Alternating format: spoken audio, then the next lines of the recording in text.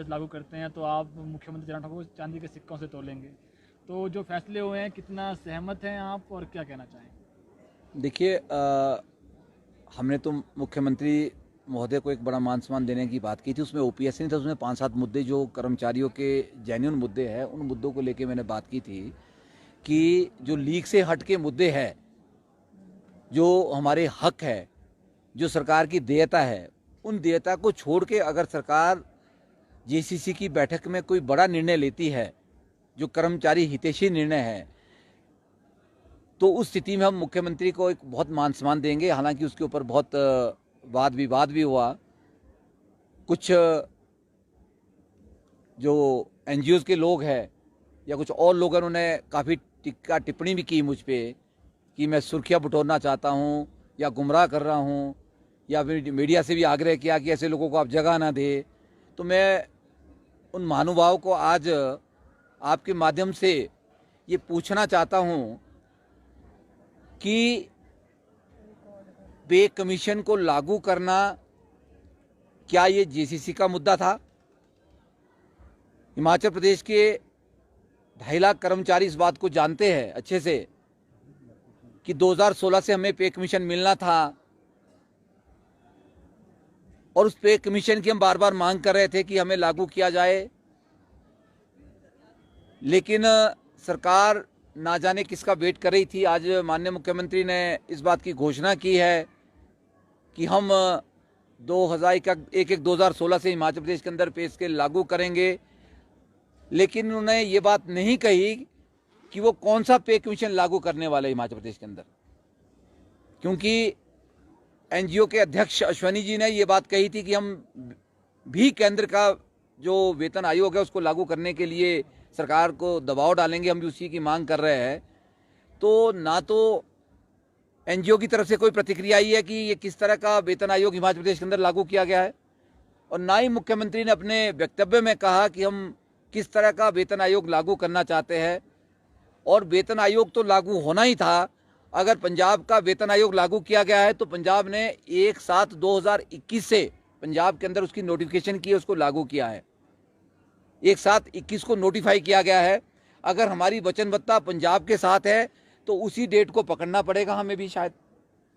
अगर हमारी वचनबद्धता पंजाब के साथ नहीं है, अगर हम केंद्र का वेतन आयोग लागू करना चाह रहे हैं, तो मुख्यमंत्री महोदय कृपया करके उसको स्पष्ट करते कि हम किस तरह का वेतन आयोग देना चाहते हैं, और वो 2022 से क्यों।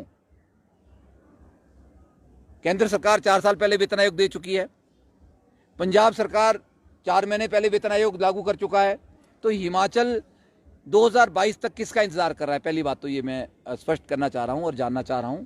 और दूसरी बात मैं कहना चाह रहा हूं कि वेतन आयोग तो एक निश्चित था कि वो लागू होना है, वो एक प्रक्रिया है, सैद्धांतिक प्रक्रिया है, मैं इसको ये कहूँगा। लेकिन वेतन आयोग के साथ एक जो पेज था, जिस पेज की मैं बात कर रहा हूँ, वो पेज ये है कि हिमाचल प्रदेश भत्तों के लिए हमेशा से आनाकानी करता है, ना तो पंजाब के भत्तों को उसके ऊपर अमल करता है और ना ही केंद्र सरकार के भत्तों के ऊपर अमल है। इसलिए मैंने आपको कहा था कि जो हमारी असली मांग है वो भत्तों को लेके है। उसमें हम मांग कर रहे थे कि हिमाचल सरकार पंजाब के भत्तों की घोषणा करे। ये घोषणा करने का दिन था, और मुझे नहीं समझ आया कि महासंघ के पदाधिकारियों ने 4 दिन तक, जो बार बार मीडिया में आपके माध्यम से मैं सुन रहा था कि लगातार बैठकें हो रही है, चीफ सेक्रेटरी से बैठकें हो रही है, फाइनेंस सेक्रेटरी हो रही है, सेक्रेटरी पर्सनल से हो रही है, तो मुझे नहीं लगा कि किस बात पे उन्होंने बैठकें की और क्या तैयारियां की। अगर एक लाइन की स्टेटमेंट देनी थी कि हमने पे कमीशन लागू करना है या हमने कॉन्ट्रैक्ट पीरियड को रिड्यूस करना है, तो कॉन्ट्रैक्ट पीरियड 3 से 2 साल तो 4 साल पहले होना चाहिए था। जिस दिन ये सरकार सत्ता में आई, मुझे लगता है कि कॉन्ट्रैक्ट पीरियड 3 साल से 2 साल उसी दिन जो है मुख्यमंत्री की शपथ के साथ ही जो है ये लागू हो जाना चाहिए था, क्योंकि ये बीजेपी सरकार के विजन डॉक्यूमेंट का एक हिस्सा था। ये हमारी मांग नहीं थी। हमारी मांग थी कि हिमाचल प्रदेश के अंदर सभी विभागों में कॉन्ट्रैक्ट प्रथा को खत्म कर दिया गया जाए, जिसके ऊपर किसी तरह की घोषणा आज विधानसभा जेसीसी के माध्यम में से मुख्यमंत्री जी ने नहीं की है। तो मैं ये कहना चाहता हूं कि जो भत्ते हैं, जो एक मेन लड़ाई जिसको लड़ी जानी है, जिसके ऊपर एक असली कर्मचारियों की निगाहें टिकी है। क्या हमारे एचआरए में कितनी वृद्धि होगी, क्या हमें वही एचआरए मिलेगा, इसके ऊपर मुख्यमंत्री महोदय ने कुछ नहीं कहा। क्या हमें वही सीसीए मिलेगा, या उसमें कोई बढ़ोतरी होगी, क्या हमें मोबाइल अलाउंस मिलेगा, क्या हमें child care leave Himachal Pradesh के अंदर मिलेगी, जो एक आज की महिलाओं के लिए सबसे बड़ी जरूरत है बच्चों के उसके लिए नरिशमेंट के लिए। क्या हमें बच्चों की स्टडी अलाउंस मिलेगा, ये मुद्दे हैं। क्या हमें जो कैशलेस हेल्थ स्कीम मिलेगी, ये घोषणाएं हम एक्सपेक्ट कर रहे थे। इनमें से कोई घोषणा आज मुख्यमंत्री महोदय उस मंच से करते, या सबसे बड़ी बात तो जो है, सबसे बड़ी घोषणा जिसकी हम आज राह देख रहे थे, हिमाचल प्रदेश के 2.5 लाख कर्मचारी जिस तरफ थे, वो था 4-9-14। 4-9-14 का एक ऐसा स्ट्रक्चर है, मैंने आपके माध्यम से बहुत बार इस बात को कहा है, कि जिसने पूरे कर्मचारियों की कमर तोड़ दी है। 8-16-24-32 का टाइम स्केल होता था, वो धूमल सरकार ने ये कह के हमसे 100% कर्मचारियों से ऑप्शन ली कि हम एक बहुत बड़ी स्कीम 4-9-14 के रूप में हिमाचल प्रदेश के कर्मचारियों को लाना चाह रहे हैं। 100% कर्मचारियों ने उस स्कीम को सहर्ष स्वीकार किया, अपनी ऑप्शन उसमें एक्सरसाइज की। मैंने कहा कि 26/2/2013 को जो पे ग्रेड रिवाइज हुआ है उसको 4-9-14 का हिस्सा बनाया गया, उसको तोड़ा गया। 7-7-14 को जो है उसको जो कैडर बेस था उसको कैरियर में कन्वर्ट कर दिया गया। फिर 9-9-14 को उसके ऊपर एक स्ट्रिक्ट इम्प्लीमेंटेशन की गई कि भाई इसी आधार पे दिया जाए, नहीं था इसको बंद कर दिया जाए, जिसको दिया गया उसकी रिकवरी की जाए। तो इस तरह की जो 3 अधिसूचनाएं जो मैं कह रहा हूं कि 4-9-14 के संदर्भ में वापस होनी चाहिए थी, और 4-9-14 जो एक हर स्टेट के अंदर भारत सरकार भी देती है, केंद्र के एम्प्लॉयज़ को मिलता है, और शुरू से लेकर ना जाने कब से लेकर जब से सरकारें आई है 1948 से लेकर ये जो है एक व्यवस्था 4-9-14 की जो खत्म हो गई है, इसके ऊपर मुख्यमंत्री क्यों मौन रहे, इसके ऊपर उन्होंने अब एक शब्द तक नहीं बोला। और ना कर्मचारी महासंघ के जो नेता लोग जो सुर्खियां बटोरने की कोशिश कर रहे थे, जो नाटी लगाने के उद्देश्य से जो है इस बड़े कार्यक्रम को वहाँ करना चाह रहे थे, तो मैं तो कहूँगा कि वो एक सही परंपरा नहीं है। जो एक बैठक और का एजेंडा होता है उसमें एक एक मुद्दे पे चर्चा होती है, और चर्चा उपरांत जो है उसमें सभी जो डेलीगेट्स होते हैं उनके सुझाव लिए जाते हैं। उस सुझाव के बाद उसके ऊपर जो है मुख्यमंत्री महोदय जो अध्यक्षता करते हैं वो अपना फाइनल वर्डिक्ट उसके ऊपर देते हैं कि भाई हम इसको इस तरह से देख रहे हैं, हम ऐसा इसके ऊपर करेंगे। अगर एक लाइन की स्टेटमेंट देनी है तो वो तो किसी फंक्शन में जाके दी जा सकती है, किसी सम्मेलन में जाके दी जा सकती थी, या फिर आप उसके लिए सबसे उपयुक्त स्थान था कि आप एक जो आपकी कैबिनेट की बैठक होती है, कैबिनेट की बैठक में उसको पास करके जो है आप इसको लागू करते तो ज़्यादा बढ़िया होता। मुझे लगता है कि आज के इस जेसीसी के माध्यम से हिमाचल प्रदेश के कर्मचारियों के साथ बहुत बड़ा छलावा हुआ है। अगर सरकार के पास कुछ देने को नहीं था तो मुझे लगता है कि जेसीसी की बैठक ऑर्गेनाइज नहीं करनी चाहिए थी।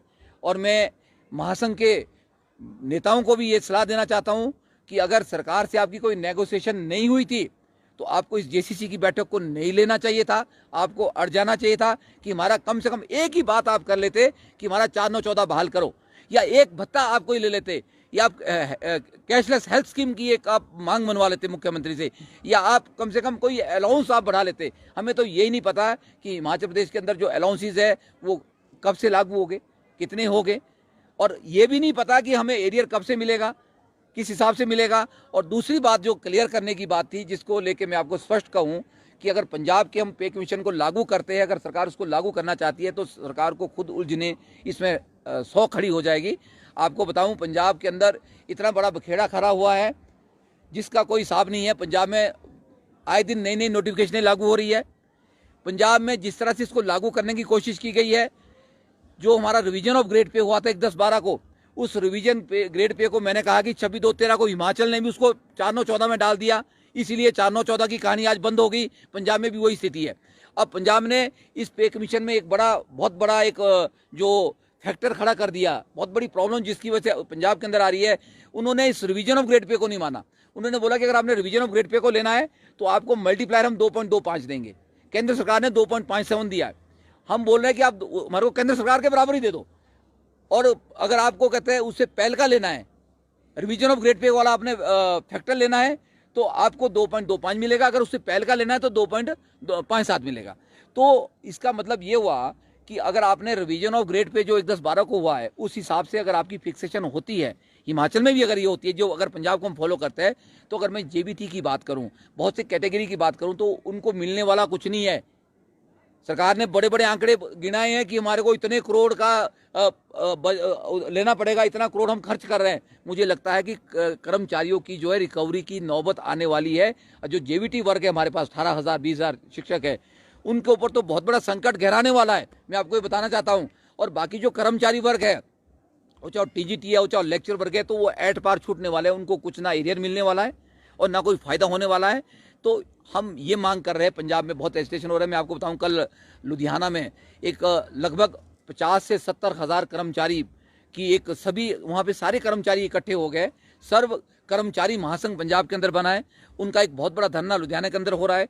वो उन्होंने लगातार सरकार के ऊपर अपना वो दबाव बना रहे हैं कि जो नोटिफिकेशंस है 2.25 जो राइडर जो मल्टीप्लायर पंजाब लगा रहा है, किस पे, जो रिवीजन ऑफ ग्रेड पे है, उसको 2.25 की जगह सबको यूनिफॉर्म जो है 2.59 राइडर लगाया जाए। उसके ऊपर वो एक बहुत लड़ाई वहाँ पे लड़ी जा रही है। और हमारा सौभाग्य है हिमाचल प्रदेश से हिमाचल राज्य के अध्यापक संघ और हमारे संगठन को, पंजाब के संगठनों ने, पंजाब का जो सर्व कर्मचारी महासंघ जो है, पंजाब के सारे कर्मचारी जो इकट्ठे होकर वहाँ पे लड़ाई लड़ रहे हैं, उन्होंने हमें आमंत्रित किया है। मेरा संगठन हिमाचल राज्य के अध्यापक संघ, और हम कल उस लड़ाई को लड़ने के लिए लुधियाना जा रहे हैं। क्योंकि अब अगर हिमाचल प्रदेश पंजाब के पैटर्न को फॉलो करता है, तो हमें ये लड़ाई जाके पंजाब में पहले लड़नी पड़ेगी। क्योंकि अगर हम सिर्फ पे कमीशन की बात करें, तो ये पे कमीशन हमें तब फायदा देगा जब पंजाब में फायदा होगा। हमें अब वहाँ भी ये लड़ाई लड़नी पड़ेगी। उसके बाद ये लड़ाई हमारी यहीं खत्म नहीं होगी। पे कमीशन तो चलो पंजाब के आधार पर मिलेगा, लेकिन भत्तों के लिए सरकार ने, जैसे आज देखा, मुंह बंद किया है। कोई शब्द तक नहीं बोला कि भत्तों के ऊपर हम क्या करने वाले हैं, क्योंकि भत्ते भी पे कमीशन का भाग है। आपको बताऊं, पंजाब में अगर पे कमीशन की रिपोर्ट लागू हुई है, तो उन्होंने वहाँ पे अलाउंसेस भी साथ ही उस रिपोर्ट में डाले हैं कि हम कितने अलाउंसेस बढ़ा रहे हैं। वहाँ 8, 16 और 24% जो है HRA दिया जा रहा है। उसके ऊपर जो अलग अलग आपकी कैटेगरीज है, जो आपके वहाँ पे स्लैब बने हुए हैं, हर स्लैब के ऊपर जो है, हर जो कैडर के ऊपर जो है अलग अलग उनके HRA की रेट्स है। तो हिमाचल प्रदेश के अंदर तो 3% HRA भी नहीं मिलता है। और वहाँ पे मोबाइल अलाउंस वहाँ मिलता है, वहाँ और सारे अलाउंस मिलते हैं। वहाँ 1000 रुपये मेडिकल अलाउंस मिल रहा है पर मंथ, हिमाचल प्रदेश के अंदर 500 मिलता है।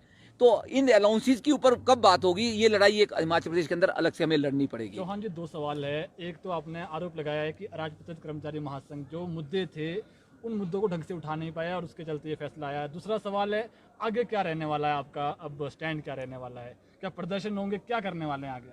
देखिए, आपने कर्मचारी महासंघ की बात की।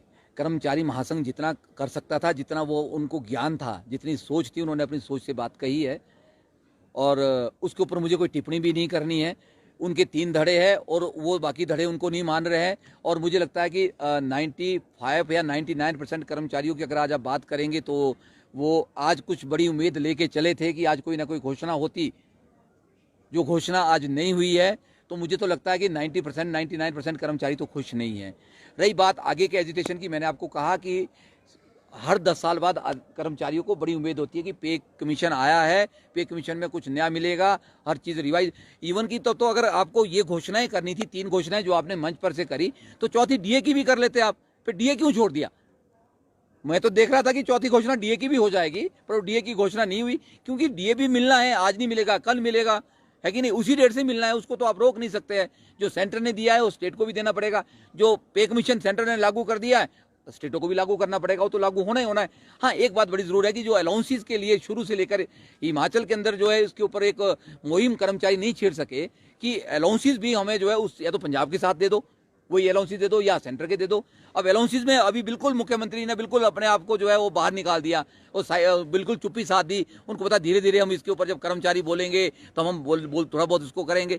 पर मैं कहता हूं कि अगर आप पे कमीशन की नोटिफिकेशन कर रहे हैं, तो अलाउंसेस की नोटिफिकेशन भी उसके अंदर करनी चाहिए। और ये लड़ाई जो हमारे महासंघ के लोग थे, उनको उसी वक्त करनी चाहिए थी कि जो उनकी नेगोशिएशन हुई होगी कि भाई अगर आप पे कमीशन दे रहे हैं डेट से, तो अलाउंसेस भी तो उसके साथ के हमारा पार्ट है। तो अलाउंसेस के ऊपर क्या स्टैंड है, वो स्टैंड क्लियर करना चाहिए था, जो नहीं हुआ।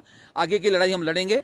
मैं आपको आश्वासन देता हूं कि ये एक निर्णायक लड़ाई होगी जो कर्मचारियों को लड़नी पड़ेगी। मुझे लगता है कि अगर हम अभी भी नहीं लड़ेंगे, तो बहुत समय से चला आया है। पिछली सरकार ने कुछ हमारी कटौतियां कर दी है। इस सरकार ने ज्यादा कटौतियां कर दी है, अगली सरकार जो आएगी वो और कटौतियों की तरफ चलेगी। तो कर्मचारियों की मजबूरी बन गई है कि हमें इसके ऊपर अपना एक स्टैंड लेना पड़ेगा। और मैं आपको विश्वास दिलाता हूं कि बहुत जल्दी जो है हिमाचल प्रदेश के अंदर इस बात को लेके आंदोलन होने शुरू हो जाएंगे कि हमारा पे कमीशन जो है वो हमें जो ओल्ड ग्रेड पे के हिसाब से है वो हमें बिल्कुल मंजूर नहीं है, ना पंजाब को मंजूर है, ना पंजाब में लागू होगा, ना होने देंगे, ना हिमाचल में लागू होने देंगे। हमें जो है 2.59 का राइडर जो है, जो एग्जिस्टिंग स्केल हमें जो मिल रहा है, हम उस पर लेंगे। ये बात मैं आपको क्लियर करना चाहता हूँ। धन्यवाद।